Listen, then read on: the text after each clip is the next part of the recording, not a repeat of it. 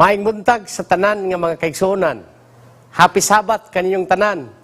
Dalaygon ang Dios nga niya nasab kita, nakabalik ni sab kita sa atong kahanginan.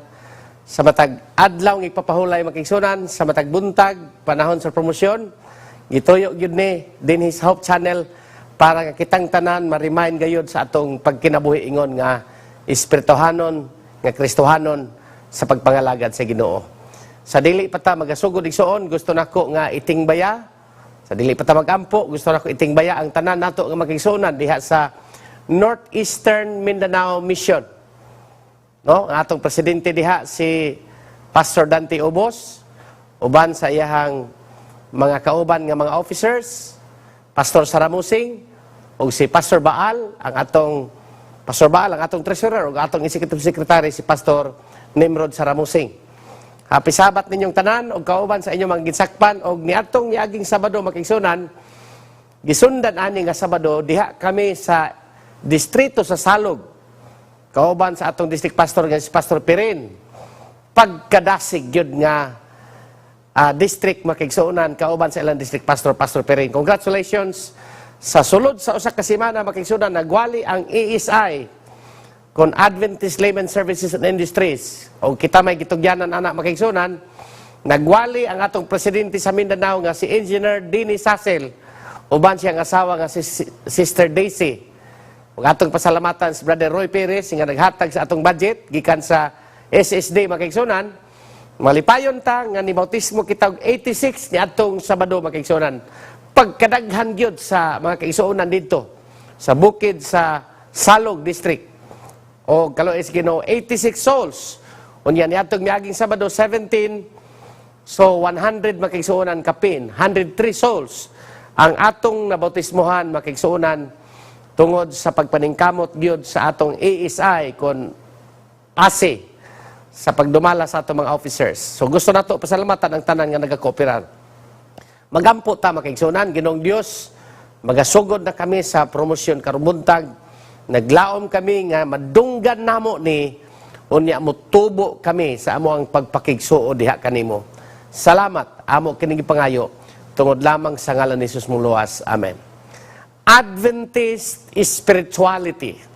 Nganong atong hisgutan kining gitawag makigsuonan og Adventist spirituality. Do na bay unique mahitungod makigsuonan og kalainan, pinasahi. Doon na ba'y pagkapinasahi sa gitawag og Adventist spiritual life mga kaigsuonan? Lahi bata sa uban? Ngano mangyud nga ang Adventist ang iyang kinabuhi, kinahanglan magyud nga pinasahi sa uban? Naingon siya diha, do Adventists have anything special to contribute to Christian spirituality mga kaigsuonan? Doon na ba'y something special tuod? Naabay anything special sa Adventist nga makita sa uban nga Kristohanon nga lahi gyud ang spirituality sa Adventist members mga kaigsuonan. Ingon dinhi, Adventists have key conviction that taken together from a distinctive package heavily shaping Adventist devotional and spiritual life mga kaigsuonan. Kita di kunong mga Adventist igsuon, doon na kita'y lahi nga conviction, lahi o pinasahi ka ng pulong makigsuunan nga distinctive. Pinasahi or lahi gyud ang Adventist, labi na gyud makigsuunan sa gitawag og devotional and spiritual life. Kung ganingon siya, this kind of spiritual and devotional life should not be only practiced by Adventists but also shared with all who seek God.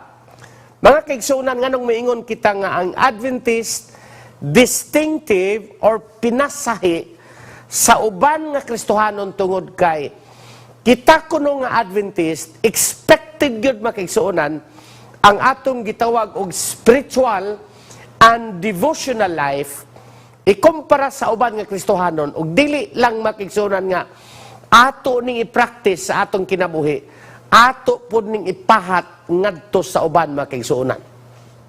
So nagingon dinhi ang pinakadako nga punto makigsuonan. The Seventh-day Adventists believe that the spiritual life takes place in the context of the cosmic conflict known as the Great Controversy, mga kaigsuonan.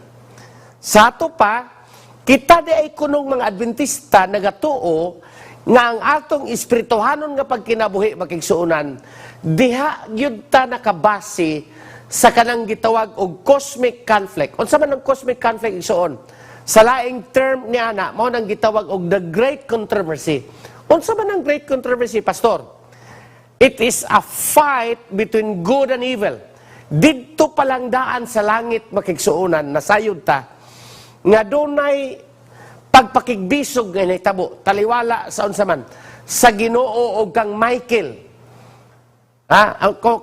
kang Satan, si Michael o ang unsa man.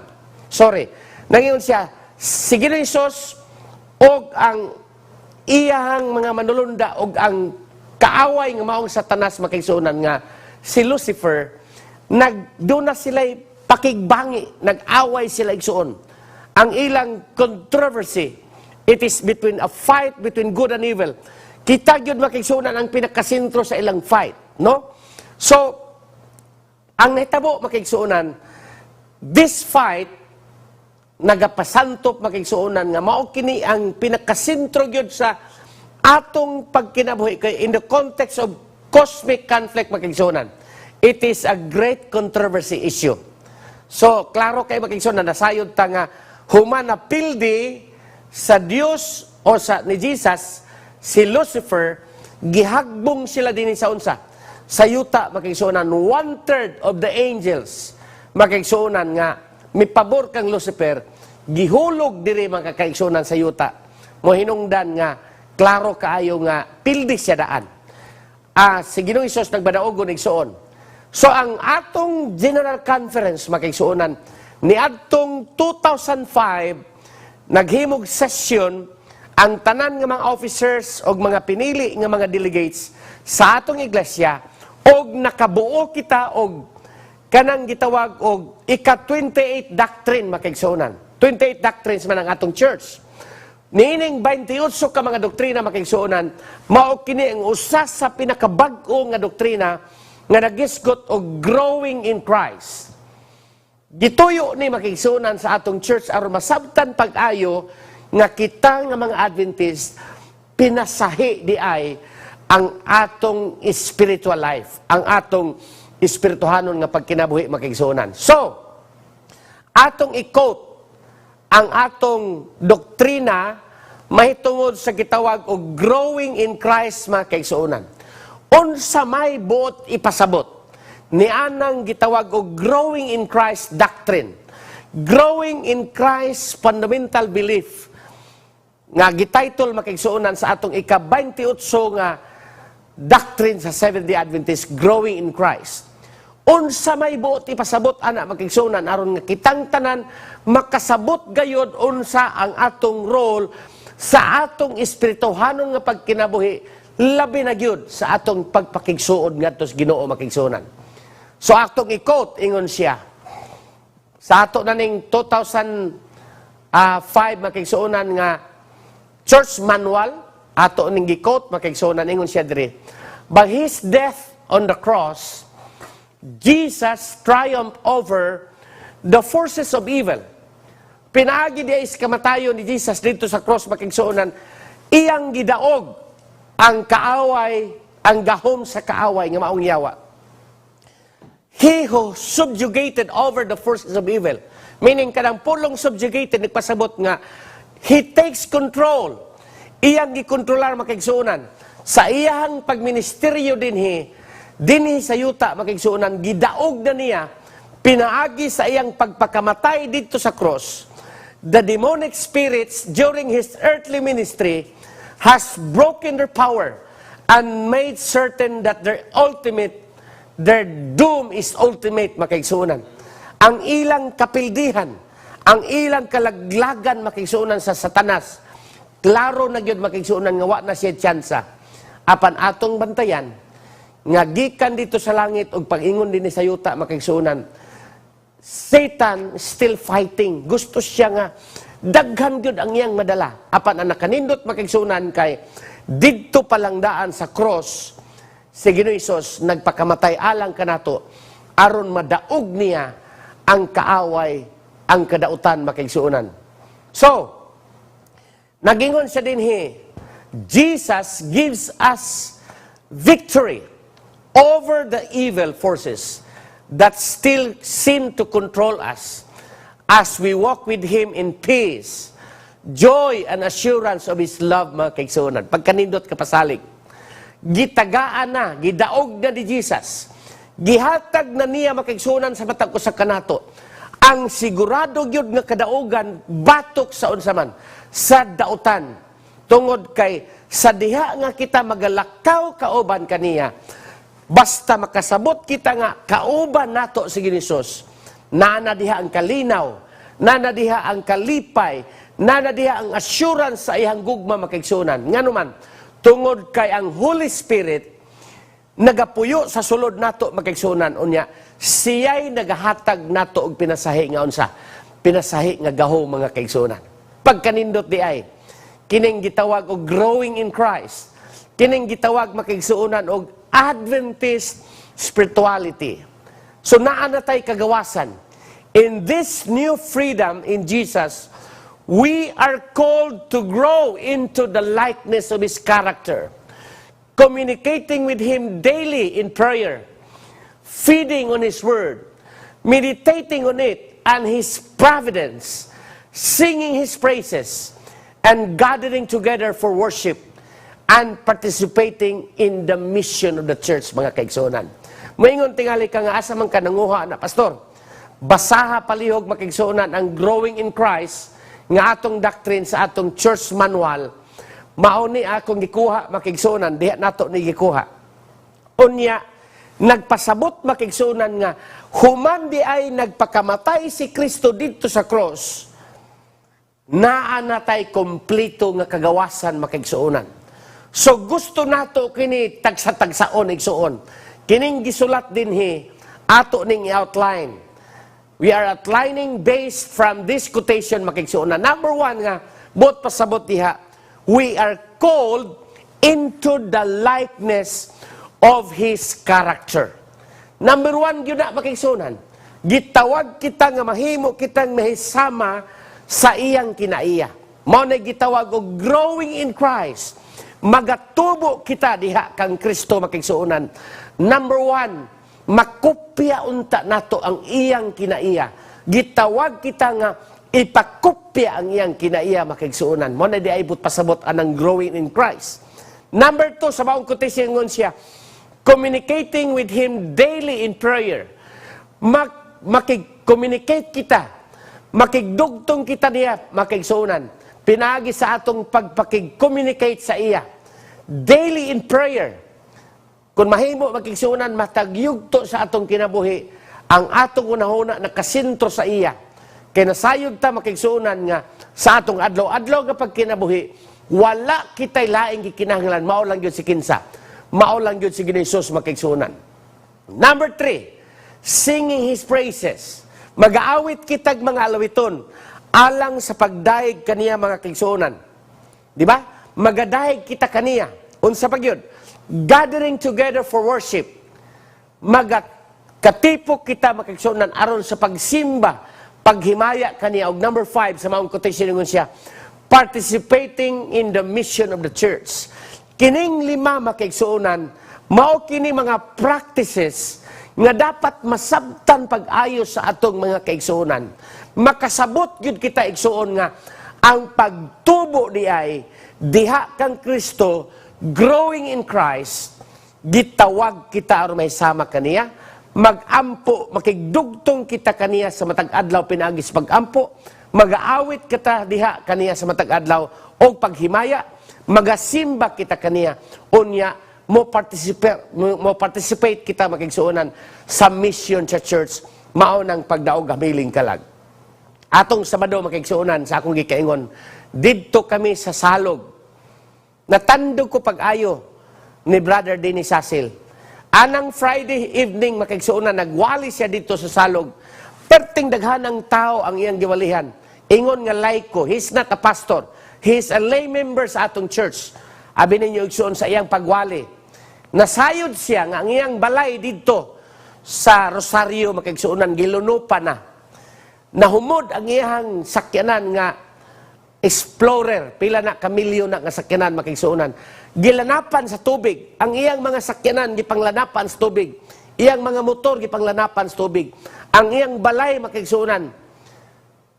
Lawom kayo ang tubig. Ang iyang mga iro in town dito ison gipanglunupan. Apil ang iyang mga property makigsuonan. Pero matod pa niya ingon siya, pastor, lahi gyud ning naakas Ginoo. Malipayon gihapon ko, pastor, bisan og nalunupan dito kay nganuman nagwali ko unya karon may bautismo kitag 86 makigsuonan. Nagtan-aw siya dito sa bautismo makigsuonan, ingon siya, nag-hike kami gikan sa suba. Human sa baptism, ingon siya nako, pastor, lahi gyud ang kalipay bisan pag unsa pa nang kasakit, imong magian basta naa ka naga-participate sa mission sa church makigsuonan. Dili ka matarog. Dili ka matandog makigsuonan kay nganuman naaman nakaangkla man ka sa imong kinabuhi ngadto kang ginisus makigsuonan. Nagingon siya sa pagpadayon, as we give ourselves in loving service to those around us through the Spirit transforms every moment and every task into a spiritual experience makigsuonan. Wow! Sa diha di ay makigsunan nga magahatag kita sa atong kaugalingon sa tinuray nga paghigugma sa pagserbisyo nato makigsunan ngadto sa atong Ginoo ang balaang espiritu magausab sa atong kinabuhi matagyugto ug matag buluhaton nga itugyan sa Ginoo makigsunan sa ato magahimo kanimo sa pagbaton sa pagtubo pinaagi sa espirituhanong nga eksperyensya makigsuonan.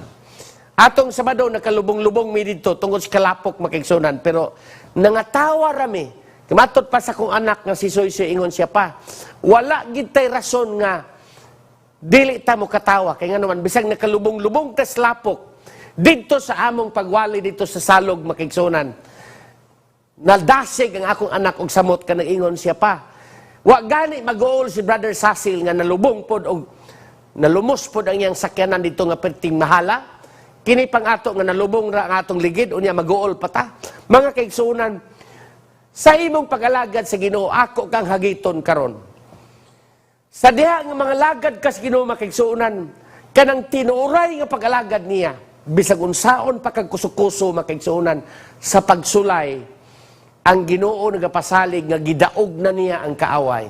Gidaog na niya ang dautan makigsuonan. Magahatag na nimog kusog samtang mga lagad ka sa Ginoo. Dunay tulo ka punto mulingkod na dayon ko makigsuonan. Sa pagsumada ni atong quotation nga atong gibasa. First, this is one of our fundamental beliefs. Tinuod, di ba? Ang growing in Christ makigsuonan usana sa atong gitawag og usana sa 28 fundamental doctrines nato, fundamental beliefs makigsuonan. Many statements of beliefs, confessions, and creeds of other Christians do not have such an affirmation of the devotional life. This shows how important the spiritual practices should be in the life of Adventist Christians. Unsa man ang giingon diha makigsuonan nga spiritual practices nga importante kaayo ni anang maong belief. Mao nang akong gi-enumerate sa inyo makigsuonan nga gitawag kita nga ang atong kinaiya mahisama kang kinsa kang Ginisus. Gitawag kita nga makigdugtong kaniya sa matag adlaw pinagis pagampo. Magaawit kaniya sa mga paghimaya. Magatapok sa matag panahon nga tingtapok makigsuonan alang sa pagsimba sa Ginoo. Mas small group man na makigsuonan o sa simbahan man. Gitawag kita aron sa paghimo ni ana. Participating in the mission of the church mga kaigsuonan. So ako mong gidasig mga kaigsuonan. Apil kamo kanunay sa buhat. Number 2, the statement calls for a daily practice. This shows again how regularity of communion with God is crucial. Kanang pulong mga kaigsuonan nga regularity of communion with God. Kanang prayer, kanang singing, kanang pagsimba, pag-worship kanunay makaigsuonan, o kanang pag-participate sa mission nato sa church makaigsuonan, maunay sikreto gyud nga makig-communion kita ngadto sa Ginoo. Nagingon ang verse 1 sa Psalm 1 verse 2-3. Blessed is the man who walks not in the counsel of the ungodly, nor stands in the path of sinners, nor sits in the seat of scornful. But his delight is in the law of the Lord, and in his law he meditates day and night. Mga kaigsuonan, kanang law nga buot ipasabot diha, maunang pulong sa Dios. Nga ang kalipay diay sa mga Kristohanon makaigsuonan, mao ang pag-meditate sa pulong sa Dios, sa iyang kasuguan, sa matag adlaw ug matag gabi makaigsuonan. Nagunsa gingon sa verse 3, he shall be like a tree planted by the rivers of water, that brings forth its fruit in its season, whose leaf also shall not wither, and whatever he does shall prosper, mga kaigsuonan. So bisag unsa nga atong ginabuhat, kay lastly, kini last nga mga quotations. Thirdly, the belief emphasizes the triumph of Jesus and the positive, victorious context of the spiritual life. Sa abot pasabot makaigsuonan nga ang pagtuo diay sa Adventist, kanang bot pasabot anang growing in Christ, nga kita nagmadaogo na tungod kay positibo gayud nga si Jesus midaog na dito sa cross. Walay rason nga kita dili makadaog sa atong espirituhanon nga pagkinabuhi. Because of this, the spiritual life should be of joy, unsa pa, peace that experiences the presence of Jesus. Sa ato pa makiigsuonan, kung naana ang presensya sa Ginoo sa atong kinabuhi, naana ang kalipay, naana ang kalinaw, naana ang paglao makaigsuonan, kanunay, kay gidaog naman ni Jesus dito sa cross. The spirituality should not be on that focuses on potential dangers and problems and fear of decision, but rather emphasizes the accomplishments of Jesus makiigsuonan. Osmonako, gidaog na ni Jesus dito sa cross. Dili nakakinahanglan mahadlok pa. Bisag unsa pa ng dangers, bisag unsa pa ng balatian, bisag unsa pa ng problema sa imong kinabuhi, bisag unsa pa ng paghulga o pagpangilad makiigsuonan, dili ka mahadlok ni ana tungod kay unsa man. Gidaog na ni Jesus dito sa cross makiigsuonan.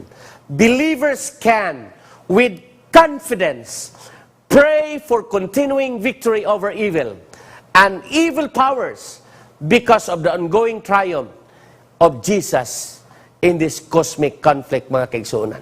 Di ba?